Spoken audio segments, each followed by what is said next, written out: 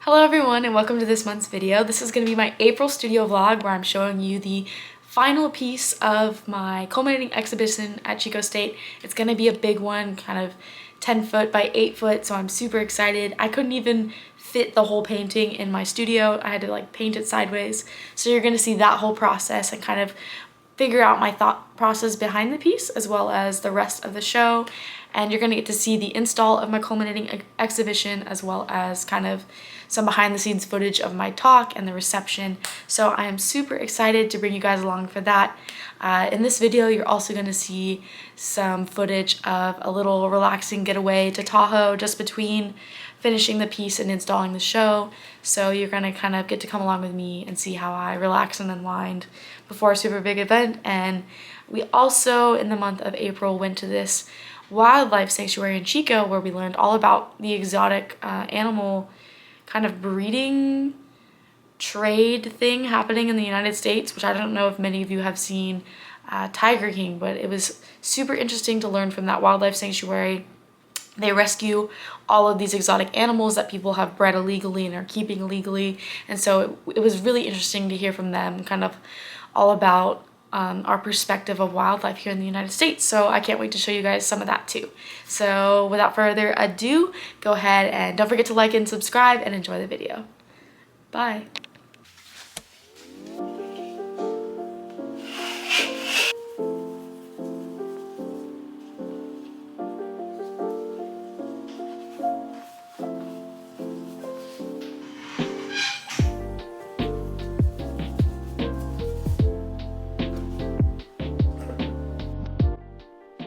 So for the beginning of this piece, I was looking at an art book by Joan Mitchell, and it was showing her process and all of her work kind of through the years. And the one thing that she does to build her abstracts is she uses these big bold brush strokes of color and makes these big blocks of areas of like black, deep blue.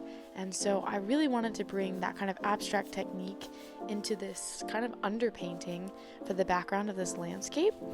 And I really wanted to use super bright saturated colors to talk about human disruption and kind of intervention in these wild spaces. So the neon kind of represents that human element in wild spaces that you can't really get rid of nowadays.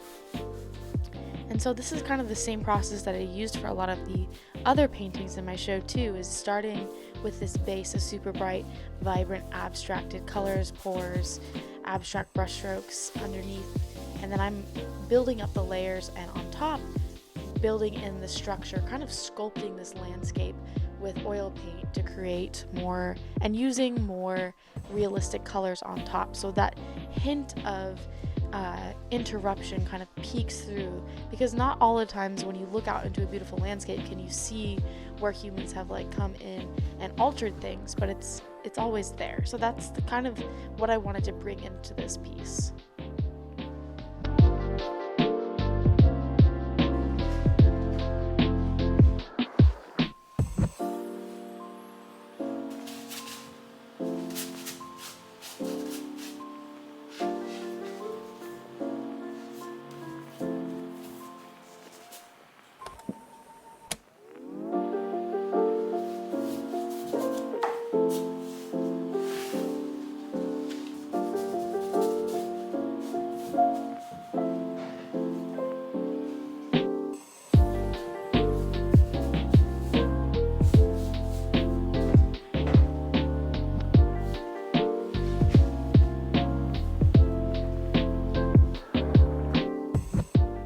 And here I'm beginning to just build in the base layers for the thermal feature that I wanted to include in the right corner of this piece. I really wanted the ecosystem of Yellowstone to be highlighted, and that's this like very chaotic blend of fire and ice. I feel like Yellowstone is a place where you can really see the forces of nature come together. And so I took this photo I took on my trip to Yellowstone of the thermal feature, and I wanted to include it in the right corner there. So I'm using these greens and bright teals to create that. It's almost like mistakenly soothing because it's super hot, but I think there's these algae and like bacteria in these thermal features that make them look super blue, and that's why the Grand Prismatic Spring looks the way it does, which is another very prominent feature of Yellowstone.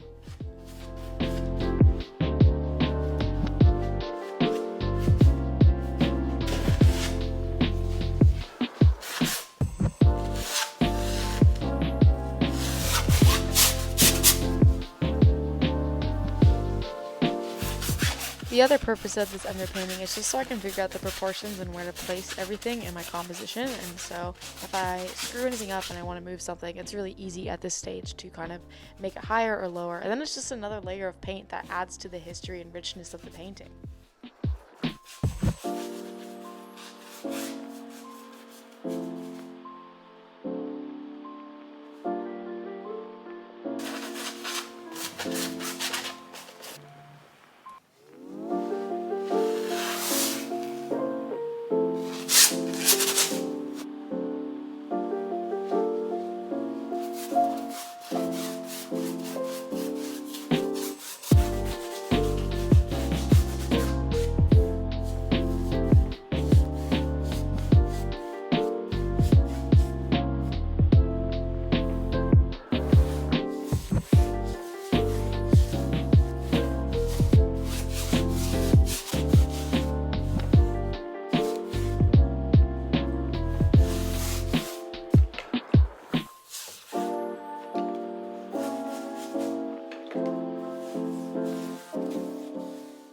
And now I'm really watering down the paint to create this transparency and lightness that I really want to come through in this one layer.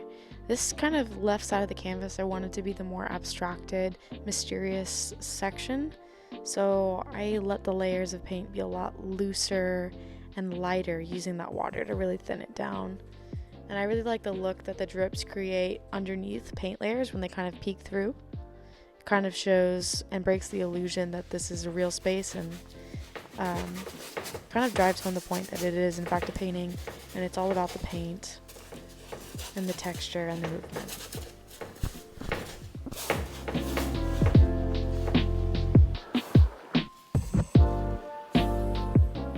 And here you can see the top piece. I had them on the floor just to see my progress, and then I'm going to hang them up in this clip just to look at them and work on any of the details. Sadly, I didn't get to record the footage of making this section of the painting, but it's very similar. I just built in the colors and texture.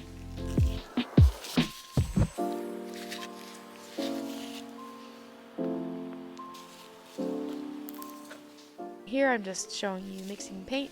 This is all oil paint, and I just love the process of mixing it. It's so buttery and smooth.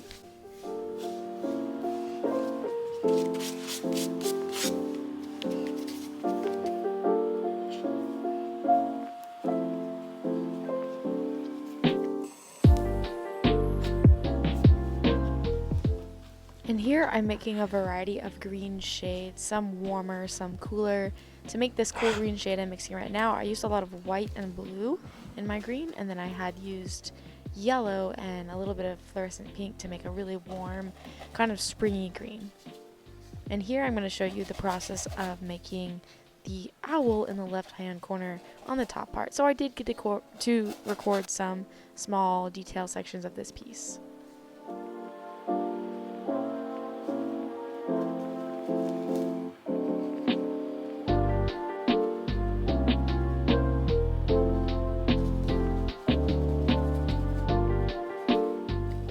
And the reason I had a lot of the predators on top is because I was referencing a document called Revisiting Leopold that the National Park Service published in 2015 that was an updated version of the original Leopold report, which is kind of like the grandfather document of all wildlife management in the United States.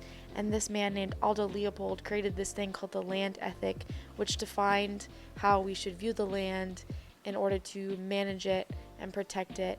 and he was talking about all these things that are necessary to wilderness environments, which is things like predators and fire. And that's what this document in 2015 kind of readdresses, is all the things that we've learned about nature and its intricacies since the Leopold Report was originally published. And so I'm including this idea that that nature is controlled from the top down by predators. So in this land ethic, on the bottom tier you have plants, you have soil, land. The middle tier is like herbivores. Above the middle tier is going to be raccoons, bears, people, omnivores, things that eat meat and plants. And then on the very top level is going to be predators. And it's the Leopold ethic was kind of like a pyramid, which is not the best because it kind of creates this idea of a hierarchy, which nature isn't really a hierarchy, because that states that things are more important than the other, and that's kind of not really a thing.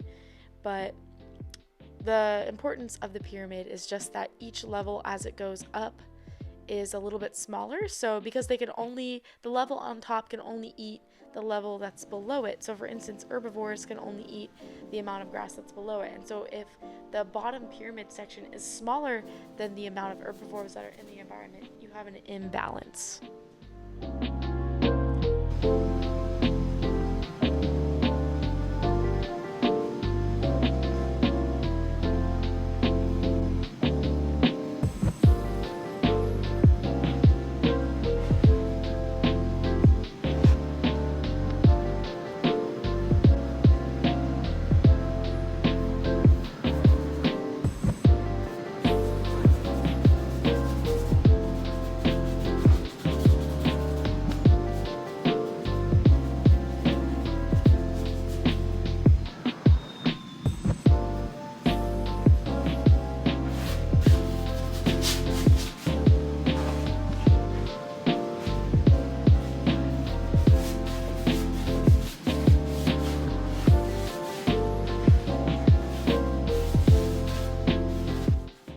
And now you can see me layering that white paint over the super vivid teals and oranges and yellows. And this is the part of the painting where I'm adding in the snow to create that ice section of the painting. So I'm balancing these cool tones with the warm tones, even though that teal blue has a lot of green in it, which makes it a pretty warm blue. And I'm just using this giant brush to create this variety of brush strokes, because up to this point I had kind of used all one brush, and so I really wanted to break up different strokes.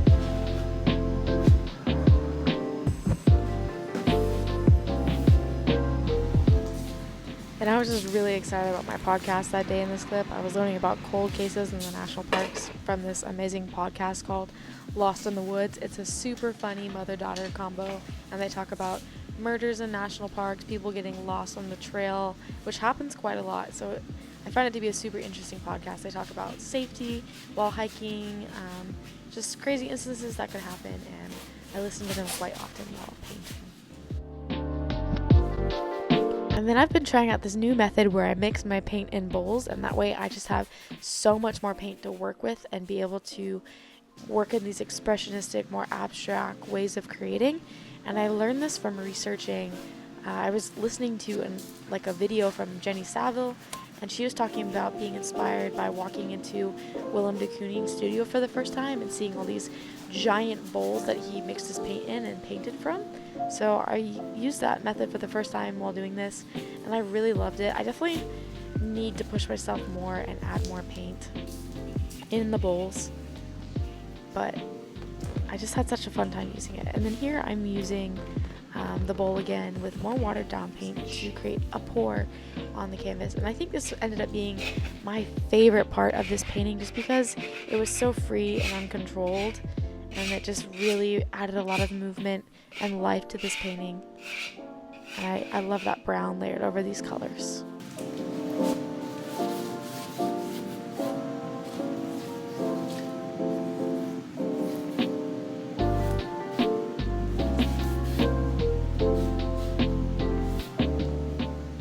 So if you're still around, make sure to leave a comment in the comment box. Maybe say what your favorite color is in this painting.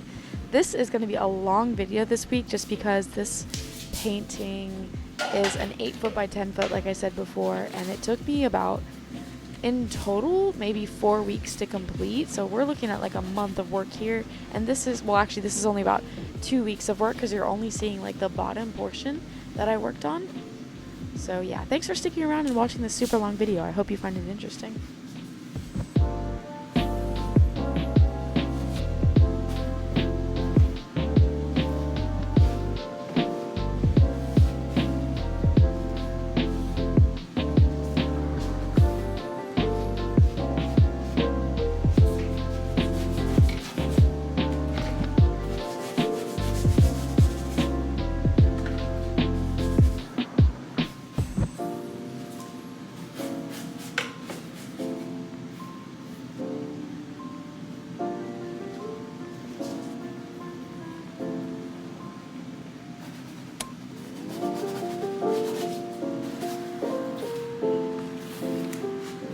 And now I'm just going back over on that bottom section and building it a little bit more dark to kind of add the ground, which is kind of an important part of this painting. I really wanted to show, like I said, from the top down to the smallest part of an ecosystem, which would be decomposers and things like the nitrogen cycle, which is super important. But I really love, if you can see in that brown pour, the section of green paint. I use this wet on wet method where when the brown pour was still drying, I used the green, really wet paint and got my brush in there and kind of mixed it around, and it dried in the coolest way. It was almost like freezing motion on the canvas. And here you can see the pieces kind of stacked up. I was working on it sideways in the studio just to make sure my lines matched up. And here we are going to Tahoe.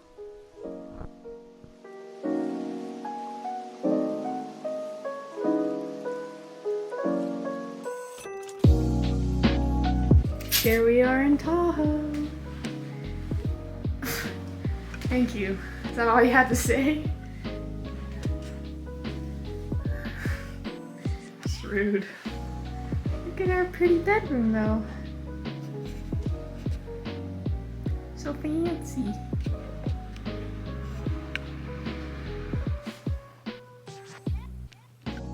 And here you can see the view from our Airbnb. There was still so much snow on the ground, and it was so much colder up in Tahoe, which was just such a nice break from the weather in Chico. And here's me having a little coffee in bed. Felt so luxurious. And then here we are on the way to snowmobiling. Smile.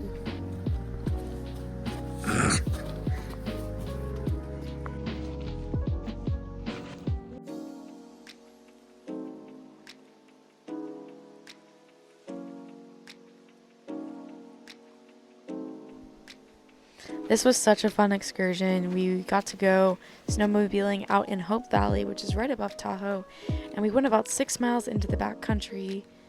And it was a beautiful day. We did this in Yellowstone, and it was about negative 13 degrees. And I was so cold, and it was like 30 degrees here, and I didn't even have snow pants on. It was that nice. My father-in-law was actually the one who bought the tickets for this event, so thank you so much. Shout out to you, Nelson. It was super nice and super fun, so.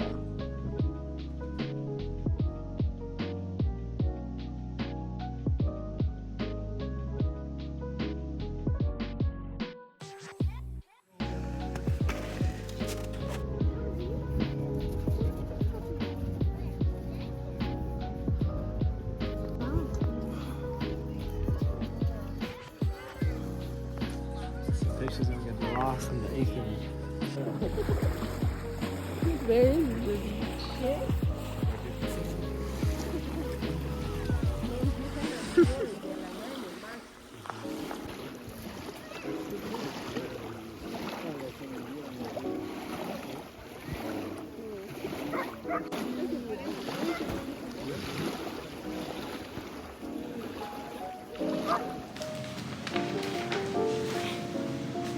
I got my sign today for my show, and it feels so real and so scary now, but I am so excited. This is like huge and super cool. So. And I think I was just so focused on finishing this painting that I forgot to film a huge chunk of it. But as you can see, I've added in a pronghorn in there, and I've started this giant candy striped spider, which is actually an invasive species, which I thought was super cool because they don't have a negative effect in the environment. They actually help in keeping bugs down. And then here I am installing. This was such an exciting day and such a long day. It always takes so much more time to set up than it does to tear down. I think this took us 6 hours to get all the paintings in there, and I had already figured out exactly where I wanted them. It was just the process of finding the correct eye level for all of them to hang at, and then getting them in the wall and getting my signage on there. And I think we were both kind of feeling not great. We got kind of sick at this point. But shout out to Daniel for helping me. This was such a long process and super hard, but super fun. It's looking so good already.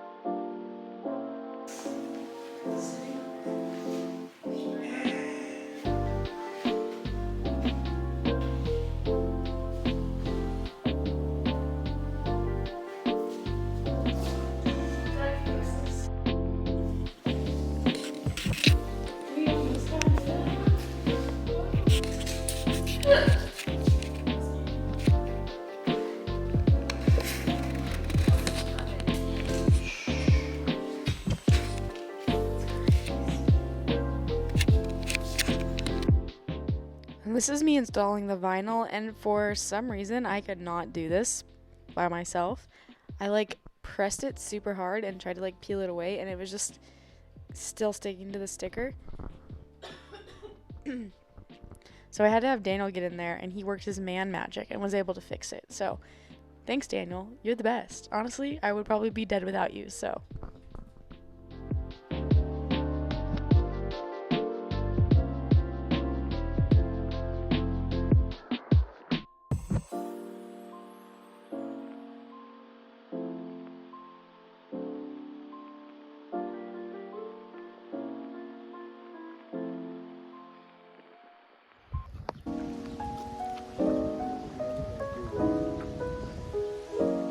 Absolutely not.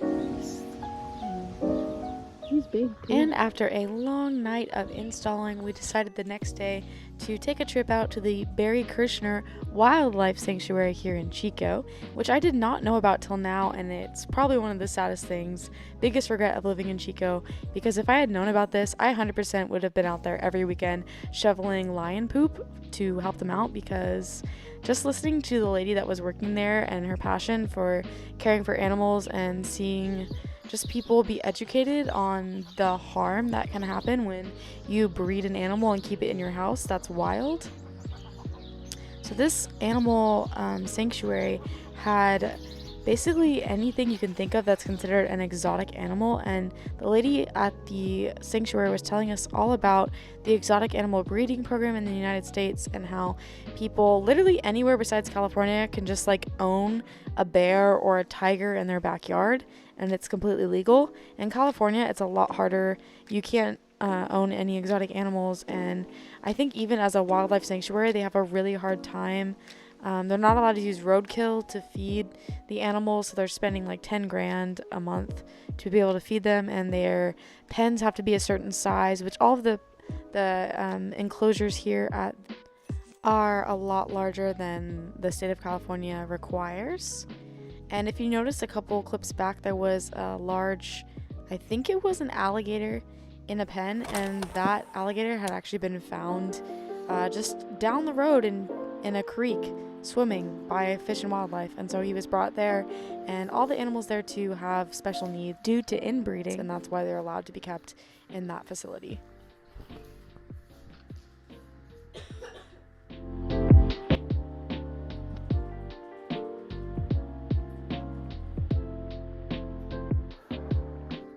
And here's the final show installed with every piece that I've created this semester since kind of the end of January. Super excited to see this body of work come together.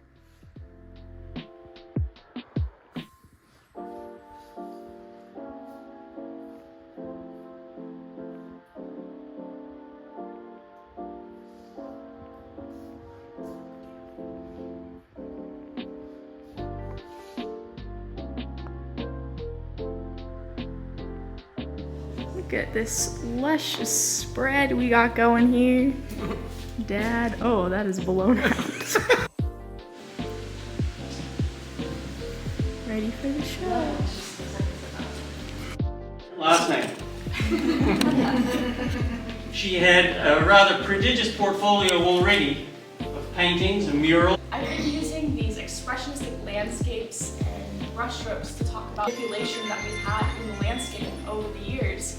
So, in the piece directly behind you guys, well, this painting here, right behind me, is a more current issue talking about sprawl, which is the most pressing thing facing wildlife right now.